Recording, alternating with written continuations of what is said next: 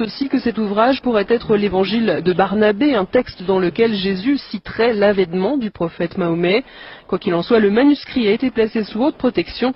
Il serait estimé à plus de 17 millions d'euros. Cette Bible soutient que Jésus n'a pas été crucifié, le Vatican est sidéré. Cette Bible a été découverte et gardée secrète. En 2000 et contient l'évangile de Barnabé, un disciple du Christ, qui soutient que Jésus n'a pas été crucifié, qu'il n'était pas le Fils de Dieu, mais bien un prophète. Cette Bible soutient aussi que l'apôtre Paul est appelé l'imposteur, que Jésus a fait son ascension tout en restant vivant et que c'est Judas Iscariote qui a été crucifié à sa place. Authenticité selon les rapports, les experts et les autorités religieuses, à Téhéran, insistent sur le fait que le livre est un original. Il est écrit avec des lettres dorées, sur du cuir relié et il est écrit dans la langue araméenne, qui était la langue parlée par Jésus.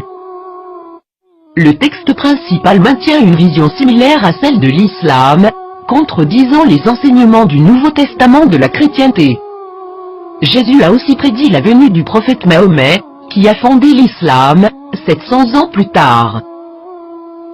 Plusieurs croient que, durant le concile de Nicée, l'Église catholique a choisi la forme qu'aurait la Bible, omettant l'évangile de Barnabé, parmi d'autres, et favorisant les 4 évangiles que nous connaissons aujourd'hui. De nombreux textes bibliques ont commencé à faire surface depuis ce temps, incluant ceux de la Mère morte et les évangiles gnostiques, mais cette Bible semble tout particulièrement inquiéter le Vatican. Qu'est-ce que cela signifie pour les religions chrétiennes et ses adeptes? Quelque chose d'inconfortable. Le Vatican a demandé aux autorités turques de pouvoir examiner le contenu du livre. Maintenant que ce livre a été découvert, accepteront-ils cette preuve? L'amiront-ils? L'appelleront-ils un mensonge musulman, comme l'a fait le magazine Truth en 2000?